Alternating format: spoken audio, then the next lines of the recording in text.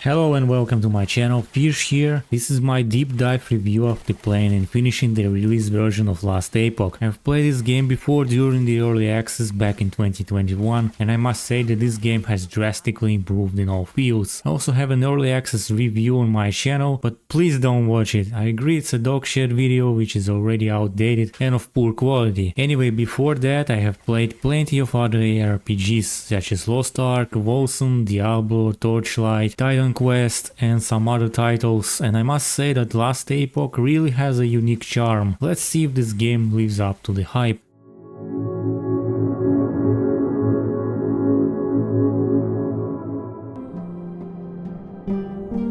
First things first, the game greets us with 5 playable characters. Acolyte aka Necromancer, who utilizes curses, minions and dark magic. Rogue, classic close / mid-range character with agile abilities who uses daggers and bows. Primalist, known as a melee warrior who uses elemental magic, shape-shifting or nature to defeat enemies. Sentinel, a melee warrior or tank who can stand against many foes with his defensive and holy skills or become a void knight. And finally Mage, mostly a long-range hero with many crowd control and area of effect abilities. This might not seem like much, but each class has 3 extra specializations which we'll get a hand on later throughout the story. Once I created a new character, I was surprised by how many options you have. You can play offline, online, legacy mode, solo self-found or hardcore. There's definitely a choice for everyone. However, the first few days after the release it was almost impossible to play this game in online, as the game servers literally couldn't handle so many players and people predictably review bombarded it on Steam. But putting the network issues aside, Last Epoch still deserves your attention. Once I started the game, it gave me a false impression that it's another generic and slow-paced game. The first few levels I had no effective skills and most enemies didn't die so quickly. Depending on the class you choose, some combat abilities also lack sound and visual effects that would give a sense of impact. So in the first few areas I wasn't heavily involved in the gameplay, but once I reached something like level 10, the game started to shine in its full glory. In Last Epoch you are free to choose any passives and skills for your character. And what's more important is that each skill has its own tree and XP bar with special nodes which can be combined and adapted to your needs. For example, you can change the element type, increase area damage, multiply different effects or trigger other abilities. And if you make a mistake in the tree, the game doesn't punish the player. You can respec any node or an entire skill and level it up from scratch. It's not that complicated and ARPG fans will certainly adapt quickly to this transparent and intuitive mechanics. And once you pick a new specialization, your class becomes even more versatile, so you can always adapt and choose your own playstyle. Again, the game doesn't punish the player, and even if you die or fail miserably, you won't lose anything. There's always an option to switch to something else and experiment with your gear. Throughout the story you'll also be introduced with idols, aka charms from Diablo II, which can slightly increase the efficiency of your hero, and they don't occupy your inventory slots. Instead, you have an idol stab which is going to be unlocked once you finish all the necessary quests. It's like a mini management game where you need to find preferable idols of different sizes and properly position them in your bag. They are not linked between each other, so you can place them however you like. Even if this sounds complicated and you are still lost, thanks to the devs you can find a detailed guide which explains every single aspect of the game. The story is quite predictable, but the concept itself is fun. Generally speaking, the world of Eterra is going to be destroyed and our character must find out who is responsible, punish them and basically save the world. That's pretty much it. There are no plot twists, obviously no high budget cinematics or cutscenes, and secondary dialogues aren't voiced at all. But who needs a story in an RPG? To me the whole campaign was like a tutorial roughly for 10 to 20 hours. But the real game is about gameplay and Endgame. While playing the campaign though, you will learn more about game mechanics and experiment with builds and equipment. Even if you played an early access version, you'll still have to start fresh and replay the story, as most of the quests grant you significant XP, gold, passive points and even idle slots. And you'd probably want to finish the final chapter because it rewards you with 1 point to all stats. Trust me, all that is essential for the endgame. Once you finish the story, the game doesn't force you to redo an entire map for your new high-level character. There are some shortcuts that can lead you to a new area only for essential passives and items. But in order to open these shortcuts, you have to find the special keys and complete a dungeon without dying, or else you will lose your chance until you find another key.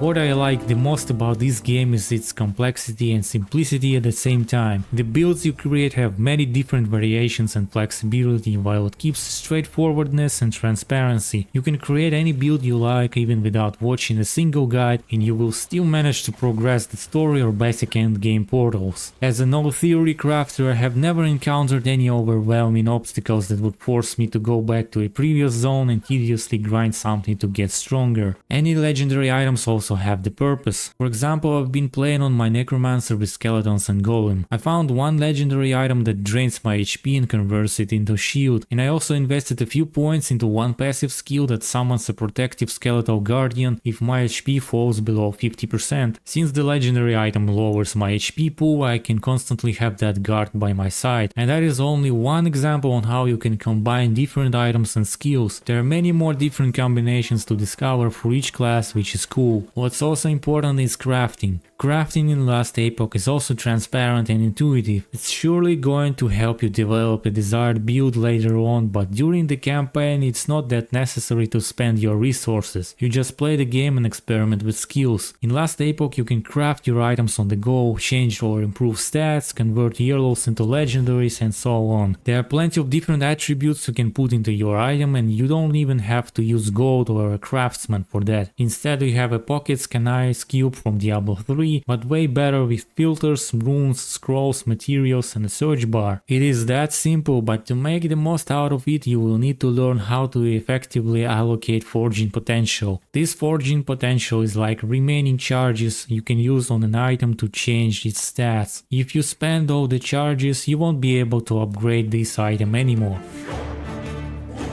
The zones are also pretty straightforward with fixed layouts and leveling pools. You will always find many wide open and condensed areas with density and loot. The world itself is huge according to the in-game map, and there are 4 different timelines that drastically change the environment. However, it is not like in Diablo 4 where you have an open world where you can go wherever you want. In Last Epoch you have a similar zoning system like in Diablo 3, Wolcen or Torchlight. You can't go out and travel far distances to see what's in that corner of the map, but that's not the complaint, I'm just daydreaming. I understand that it's not a AAA studio and creating an open world with 4 timelines would take ages, but imagine if you would travel to some place in a parallel timeline to see how it has changed. I found it really entertaining to look at the map and compare different points in different time periods. One quest really made me feel that I'm a time traveler, specifically it's the college area in the Divine Era. So once I entered the college, there was a front door sealed by some kind of sigil, and in order to open that door I had to travel to the future where everything is already destroyed. There I found a sigil and some pieces of lore. Then I traveled back in time, opened the door of the college, and it led me to a new area. Imagine doing this in the open world, traveling across timelines and discovering many unknown secrets. But still it's a great concept, and I wish the devs would add more different zones to the map in the future. This especially applies to the ancient era. It is kinda strange to me that the devs added only 3 optional areas in that era. Most of them are just used to traverse gaps in different timeline. There is also a large floating city on the map, but you are never going to visit it, which is sad. Who knows, maybe this place will become an endgame hub zone for high level characters in the future updates or expansions. Overall, I had enough fun exploring all the areas. I just wish the game had more time traveling rifts or some secrets.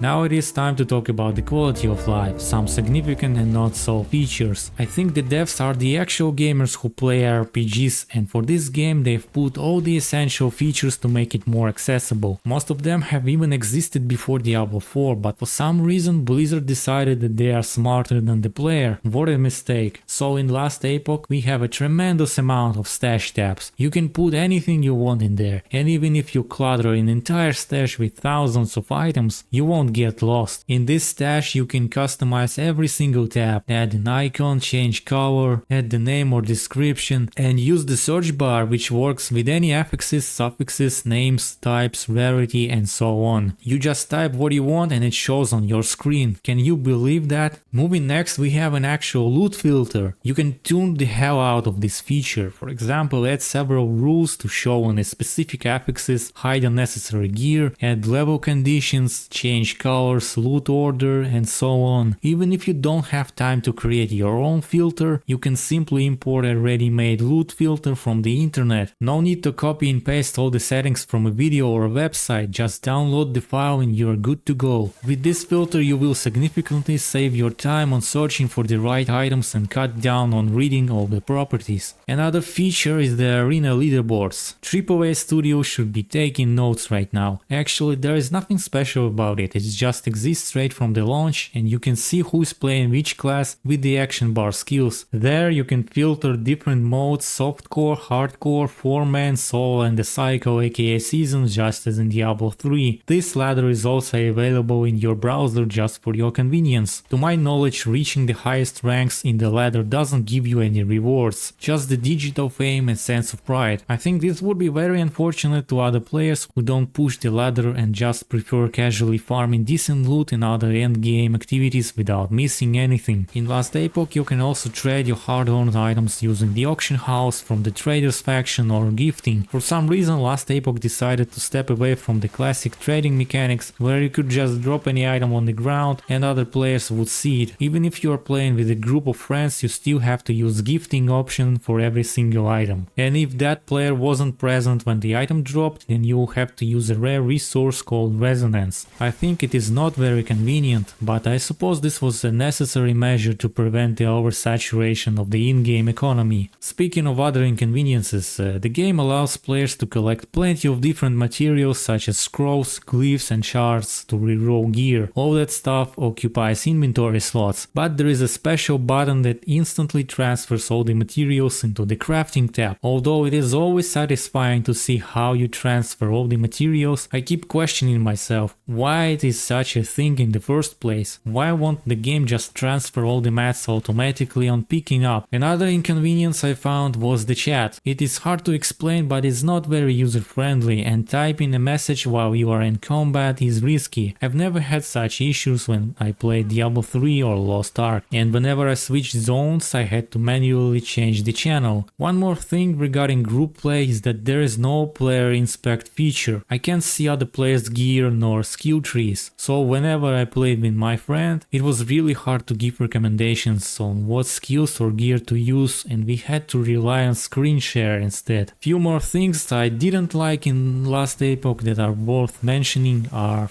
1. Zone resets. Maybe it's a server limitation, I have no clue, but if you're full and want to sell your stuff, then say goodbye to everything laying on the ground. When you port back from town, you return to a fresh zone, without a map, loot and with respawned enemies. 2. No character customization. That's pretty self-explanatory. You can't even change your hairstyle or skin color, let alone a gender. 3. No dashing or rolls. Just like in the old RPGs, you have to rely on dashing/teleport ability. Considering that Last Epoch has complex boss fights and many don't stand still movements, this game begs for another evasive features. 4. Almost 90% of the set items are completely pointless. They don't provide any meaningful bonuses, and even while you are still leveling, sets don't help much. 5. Keys are unstackable. I think it would be even better to remove them from stash and instead dedicate an extra slot in your inventory. 6. Last Epoch has no achievements, conquests, nor any objectives. Introducing them would give a sense of progression and guide players in the game. Achievements might also help you master different aspects of the game. For example, clear a dungeon in 5 minutes, reroll an item 5 times without depleting forging potential, kill the boss without getting hit or something like that. And probably one more thing is sockets and gems. The replacement of that feature is probably the Glyph of Despair that allows players to seal any affix, but gems would have definitely made the theory crafting more universal.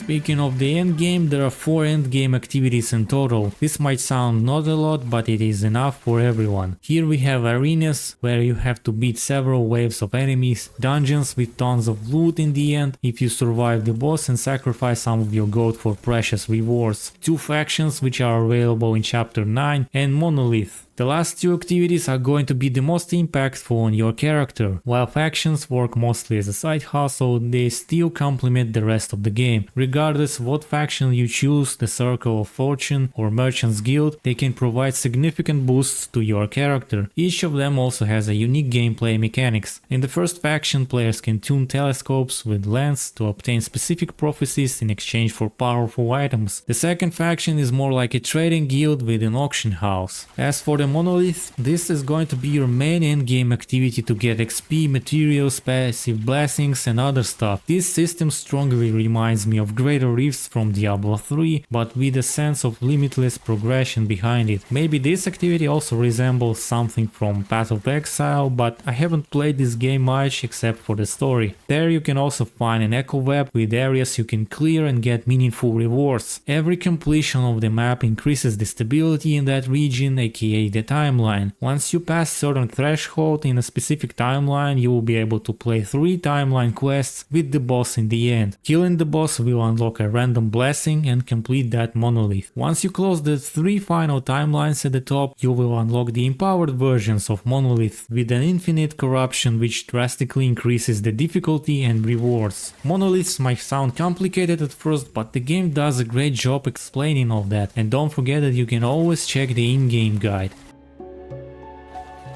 Final chapter of this video is optimization and bugs. In general, I gotta say Last Epoch does a pretty good job regarding stability. There were no crashes, no lags or stutters, although the GPU usage is relatively high for no reason, even if you are using a high-end PC. With my 1050 Ti, I haven't noticed any visual artifacts or significant frame drops. Obviously it's not 60 FPS, but it was enough for me to enjoy the game and record this video. What I did notice is that the game definitely needs more polishing, especially in the group play. When I played with my friend, I have encountered many annoying bugs such as invisible player's icon on the map, infinite stuns, repetitive cutscenes, broken quest phases if other player finished it before, and connection issues. Pretty sure there are also some undocumented mechanics and skill combinations that might create unfair advantage over other builds, but the devs are certainly watching and gathering all the necessary feedback to polish the game. For a small studio like this, I think they really did a great job on the launch phase, not considering the server situation of course. And I guess that is all I found after playing the game for almost 100 hours. I believe Last Epoch has a great foundation and it would only improve over time. The devs know what they are doing and the gamers seem satisfied with the amount of content and its progression system. I'm quite excited to play Last Epoch, and even after reaching the end game I don't feel bored much. A nice addition to this game would be adding more zones with side quests, maybe more different shrines and modifiers, more polishing regarding quality of life features and balance of classes. I think this game knows how to keep players entertained. Although most features are technically borrowed from other games, Last Epoch improves them and gives players enough flexibility. And I think they completely nailed it with the loot filter and skill trees. Well, I hope you found this video useful. Thank you for watching and listening. Please make sure to subscribe to my channel, smash that like button and support me on Patreon. I don't earn a single penny from my channel, so your support would be really nice for me to continue working on more projects and focus on producing more videos. Have a nice day and happy farming!